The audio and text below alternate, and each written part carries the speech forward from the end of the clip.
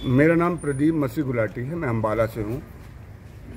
पिछले 40 साल में पत्रकारिता से जुड़े हूँ और एक मसीह समाज संस्था का भी हरियाणा का अध्यक्ष हूँ और भी कई मसीह संस्थाएं जिनसे मिला हूँ।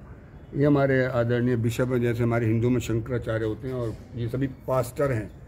जैसे किसी मंदिर के अंदर पुजारी होता है, गुरुद्वारे में वाहेगुरु होता है, ये पास्टर राजेंद्र हैं जो यहाँ पर सेवकाई करते हैं।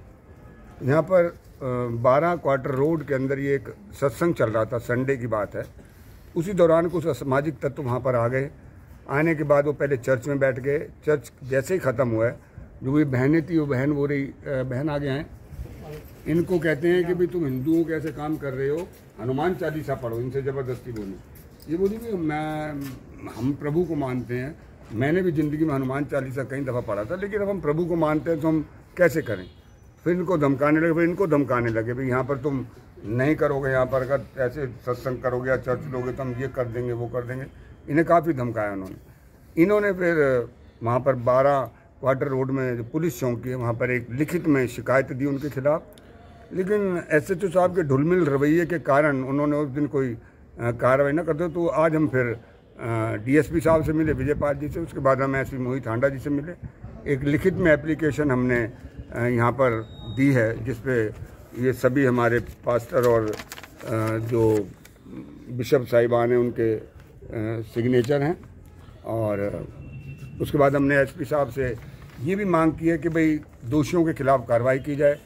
SP साहब ने भी मैं आश्वासन दिया है और DSP साहब ने भी मैं आश्वासन दिया है कि इस बारे में जो भी कानूनी कार्रवाई होगी हम करेंगे।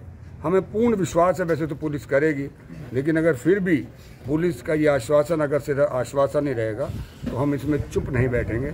इसके लिए हमें जो भी कदम उठाना पड़ा उसके लिए हम उठाएंगे, चाहे वो धरना करना पड़े, प्रदर्शन करना पड़े, भूख हड़ताल में बैठना पड़े। क्योंकि जब एक आर्टिकल 25 के अनुसार हर व्यक्ति को अपने धर्म की आज़ादी है कि वो अपने धर्म का किसी भी तरह से प्रचार कर सकता है, पूजा पाठ कर सकता है। अब मैं कट्टर हिंदू परिवार, ये जितने भी लोग खड़े हैं जो आज पास्टर और बिशप हैं, इनमें से एक भी व्यक्ति किसी ईसाई घर में पैदा नहीं हुआ है, ये सब हिंदू परिवार से हैं। अब आप एक एक व्यक्ति से ये पूछ सकते हैं कि भाई मेरे, आज तुम पास्टर हो, एक हिंदू होते हुए आज तुम ईसाई समाज के लोगों को प्रभु का ज्ञान बांट रहे हो, तो आखिर क्या क्यों ऐसा हो रहा है। तो ये तो आपको बताएंगे कि इनके जीवन में यीशु मसीह ने क्या क्या चमत्कार किए हैं।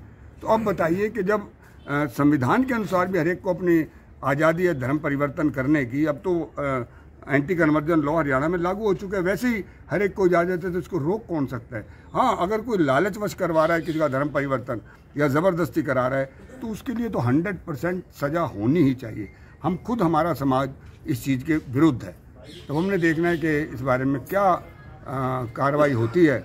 अगर हमारी 24 घंटे के अंदर अंदर इस बारे में कोई सख्त कार्रवाई पुलिस ने नहीं करी तो हमारा जो भी अगला कदम होगा वो निर्णायक होगा। हाँ जी सर, मैं बताना चाहूँगा कि मैं ऑल इंडिया यूनाइटेड क्रिश्चियन प्रदेश अध्यक्ष वीरूराम बताना चाहूँगा कि जैसे कि ये मामला पहले भी हाईलाइट हो चुका है कि कुछ समय मार्च 2015 की बात है, जब कैमरी गांव में एक क्रूस चर्च को तोड़ के उसको मंदिर में तब्दील किया गया था। फिर से प्रशासन की लड़ाई लड़के फ्रंट ने इसको दोबारा से चर्च में तब्दील किया था। उसके बाद अभी पिछले दिनों ही मीरका गांव में हुआ था, जिसमें कुछ लोगों ने प्रतिनिधित्व ने, जो सरपंच थे, उन्होंने भी गांव में पंचायत में बुला के मसीह लोगों के साथ, बहनों के साथ और भाइयों के साथ मारपीट की थी। उसमें भी हमने रोड प्रदर्शन किए थे, IG साहब को ज्ञापन दिया था और SP साहब ने अच्छी कार्रवाई करते हुए, पुलिस का अच्छा हमें उसमें सपोर्ट था।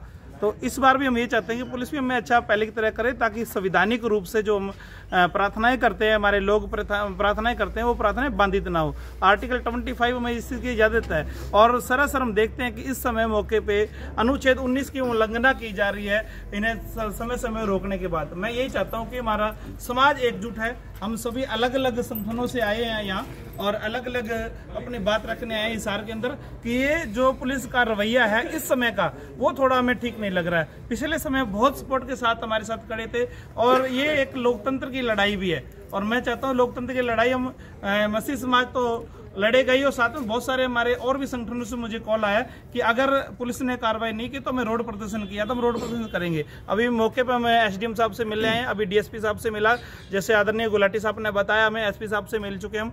अगर पुलिस कार्रवाई नहीं करती है तो फिर हम रोड प्रदर्शन करना, धरना प्रदर्शन करना, ये नॉर्मल बात है और ये एक संवैधानिक अधिकार है, फिर हम इस पे अपनाएंगे। और मुझे लगता नहीं कि प्रशासन अनसुनी करेगा। प्रशासन हमारे साथ पहले भी रहा है और मैं चाहता हूँ अभी भी रहेगा।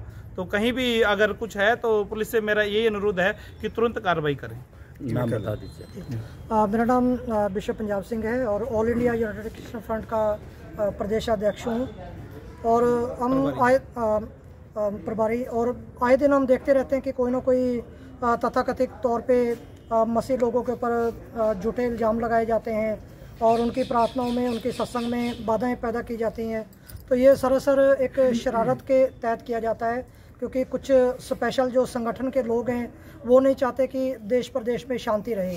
वो शांति भंग करने के लिए और संप्रदाय में दंगे फसाद करवाने के लिए और कानून को अपने दबाव में लेने के लिए और ये जो राजनीतिक तौर पे वो कुछ न कुछ ऐसे षड्यंत्र रचते रहते हैं जिससे मसीह लोगों का जो विश्वास है, मसीह लोगों की जो आस्था है वो आहत होती है। तो हम सब मसीह समाज के लोग एकजुट हैं और पहले जो हुआ हो गया, लेकिन आगे से हम लोग मसीह समाज की आस्था को हम आहत नहीं होने देंगे। उसके लिए हमें जो भी कानूनी कदम उठाने होंगे, जो भी हमें करना होगा वो हम उचित तौर पर हम जरूर करेंगे। नाम बता दीजिए। मेरा नाम बिशप सुरेंद्र सिंह है और मैं राष्ट्रीय क्रिश्चियन मोर्चा बामसेफ के जो ब्रांच है उससे हूँ। और मैं बताना चाहता हूँ, पिछले दिनों से हरियाणा में अराजक तत्व तो अशांति फैला रहे हैं। वो किसी भी धार्मिक स्थल, खासतौर पर चर्चों को निशाना बना के वहाँ के पास्टरों को परेशान करते हैं और उनके ऊपर गलत प्रकार के दबाव डाल के उनको धमकियाँ देते हैं और अराजकता फैलाते हैं, समाज में जो अशांति की भावना फैलाते हैं। ये जो हमारा संविधान के अंतर्गत 25 आर्टिकल उसका दुरुपयोग किया जा रहा है। तो हम सबसे विनती करते हैं खासतौर पर प्रशासन से, ऐसे अराजक तत्वों के खिलाफ जल्द से जल्द सख्त कार्रवाई की जाए ताकि हमारे देश में, हमारे राज्य में अमन शांति रहे। मेरा नाम सुमित्रा है। हम शांति से अंदर बैठकर प्रेयर कर रहे थे, पास्टर जी वचन बोल रहे थे, हम वचन सुन रहे थे, तो वो बीच में आके हमारे बैठ गए। पहले तो बाहर घूमते रहे, फिर बीच में आकर बैठ गए। उन्होंने बिंडे बाहर ऑटो में दर रखे थे मारने के लिए, तो हम शांति से बैठे थे तो वो बीच में आके बैठे। उससे पास्टर जी ने कहा भी वचन, हम तो आके वचन सुनने आए हैं। वो आराम से आके बैठे ना जब, तो फिर उनकी बातों से चला कि ये गुंडे हैं, ये गुंडों की बातें कर रहे हैं। तो उनने हमसे भी अपना नंबर नहीं दिया और पास्टर जी का हमारे नंबर ले लिया और बोलते हैं मिस कॉल भी नहीं मारा था। ये तो पास्टर जी ने धक्के से उससे मिस कॉल ली और फिर उसने नाम भी नहीं बताया उसने अपना।